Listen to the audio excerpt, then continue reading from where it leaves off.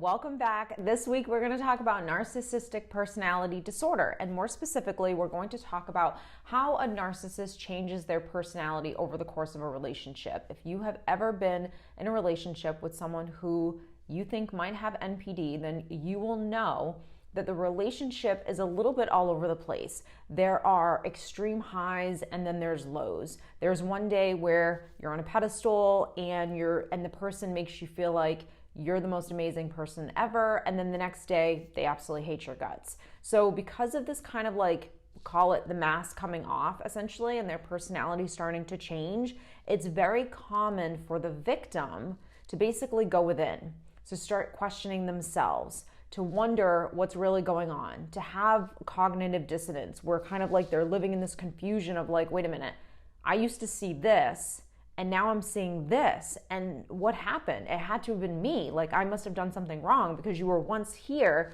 and you were absolutely amazing and you were everything that I wanted you to be or needed you to be, and now all of a sudden everything is completely different and we're really struggling in this relationship. When someone with narcissistic personality disorder is in a relationship, a romantic relationship, what I want you to, really any relationship, but more specifically romantic relationships, what I want you to understand is this person is not capable of forming healthy relationships. In order to be able to form healthy relationships with someone else, there's two really big things that you need to learn growing up, that if you don't learn them, you're not going to be able to form healthy bonds. The first thing is going to be building your own self-esteem.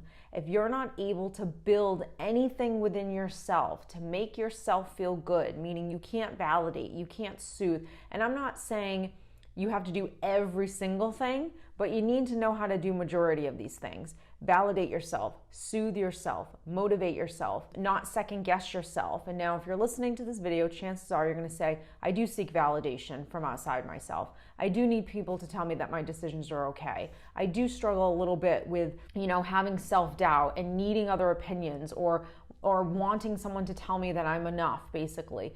And that doesn't mean that you have narcissistic personality disorder. It does mean perhaps that you're a little codependent.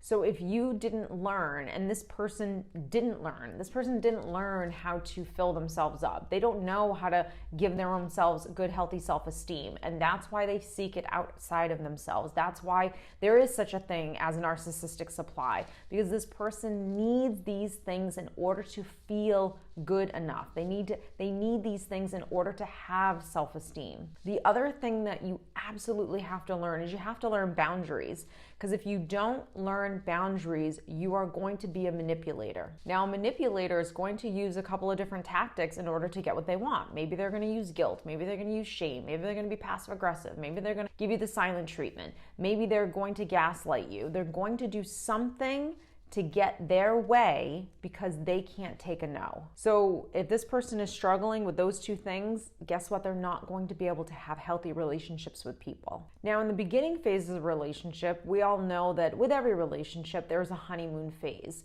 And in the beginning, everything's easy, everything's light, everything's fun, because there's no real commitment yet. Either of you are not really holding the other one too high when it comes to what you expect in the relationship. You might have high standards in the beginning phases of dating, but there's not really yet accountability, responsibility for your actions. There's probably no fighting that's really happening. We all know in the beginning phases where you're kind of like, wow, we haven't gotten into a fight yet. Like, I wonder what that's gonna look like when that actually happens, because it's normal to have disagreements. So when you're in the beginning phases of any relationship and you're kind of living in that honeymoon phase, everything is just fantasized. Everything is heightened. Everything is exciting. Everything is new and fresh. And while, of course, that's a fun place to be, eventually life starts to settle in. And now we have day-to-day things that we have to do. We have to deal with other people's families. We have to deal with expectations. We have to be responsible and accountable for our actions. And seeing each other's flaws really start to come out. This, like we all know, is where the real work in a relationship actually takes place, where you sit there and you deal with sometimes the hard times and the confusion and trying to communicate and learning about each other and understanding that this person has a past and getting to see their past coming forward and how their wounds are influencing or affecting your relationship. And hopefully both people are taking accountability and responsibility for those things and working on them. But when you're dealing with someone who's narcissistic, none of that is going to happen. So you're no longer sitting there just admiring and appreciating this person for all the easy things that were happening in the beginning phases of the relationship. Now you're asking for the bar to be raised a little bit higher, because it needs to be raised in order for this relationship to actually work.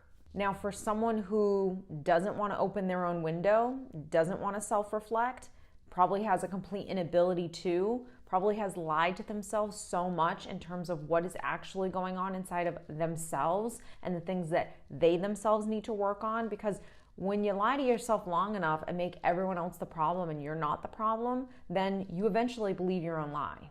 And this is where it actually is a personality disorder versus just having a couple of toxic traits, where they have truly convinced themselves in their mind that you are the problem and not them. So you are no longer the shiny toy. You are no longer the new thing. So really there's no sense to keep you, because you don't make me feel good inside. Your job is to make me feel good inside. Your job is to give me what I want.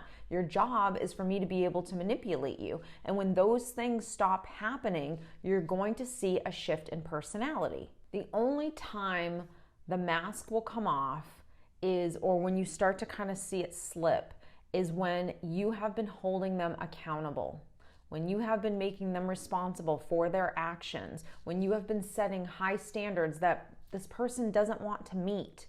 You're going to start to see the mask fall off. And the only time it's really going to fall off is when they know they've hooked you, when they know that you love them, when they know that you're committed to this relationship, when they also know where your wounds are and what you're vulnerable to.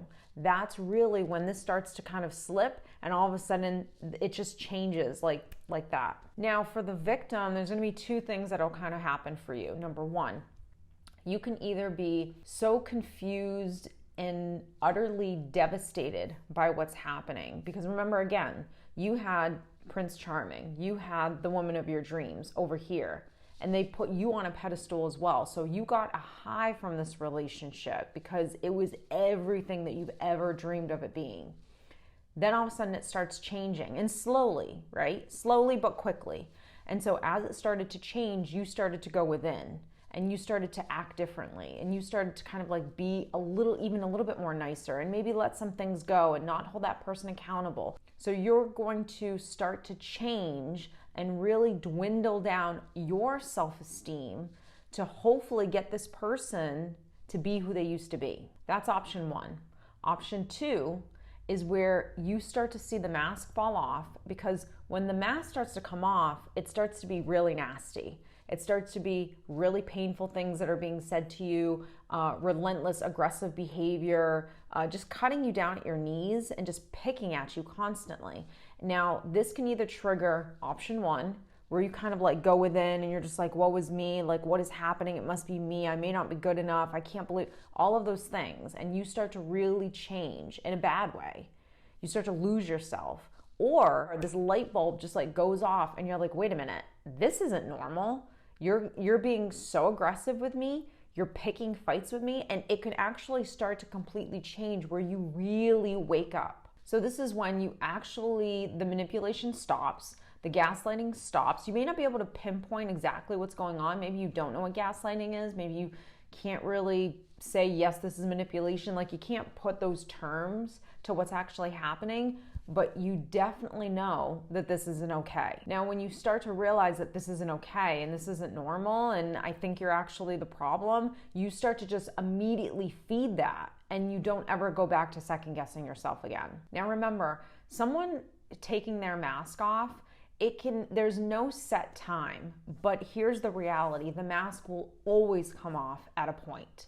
Now, whether or not you want to acknowledge it, whether or not you do option one and you become the victim and you change and you conform, But even when you do that, you're going to become so needy, so unattractive to this person that they're going to end up doing something like possibly cheating, being inappropriate, lying to you, doing something behind your back, abusing you in ways that are 100% not okay.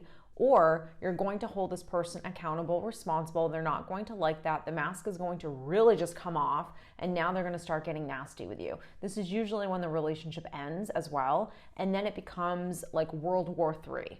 Now, let's say you do option one.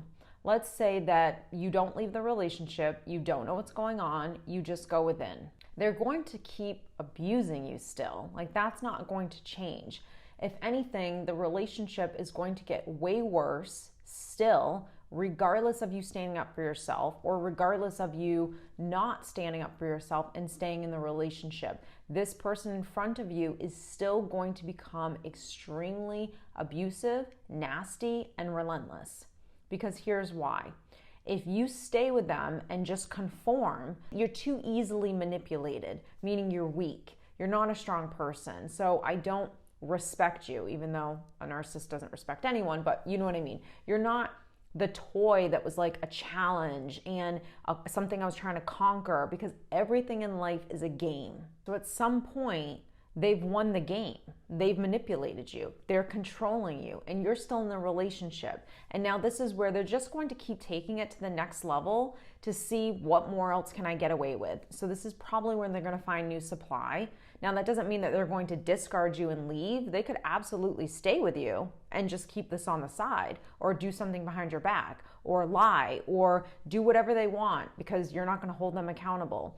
At some point, though, every victim will hit a pain point where they've hit enough pain, where they're done, and things are starting to kind of make sense. Now, whether or not they're strong enough to actually leave the relationship is a totally different story, but let's say that you are strong enough and you do leave the relationship. Now, you got all that abuse in the relationship, some of it you didn't even know was actually happening, and some of it was as clear as day. Guess what? Now you're going to get even more abuse, and it's going to continue, because now you have become their emotional punching bag. So as they start to see that you can't be manipulated, that you are moving on with your life, that you are doing well, that you are feeling good, and you don't need them, or it's not working and I'm going to start holding you accountable, they don't like that. And this is where the real nasty abuse will start happening. So it oftentimes will get worse before it starts getting better, because what you have to do in this process is stay firm to your boundaries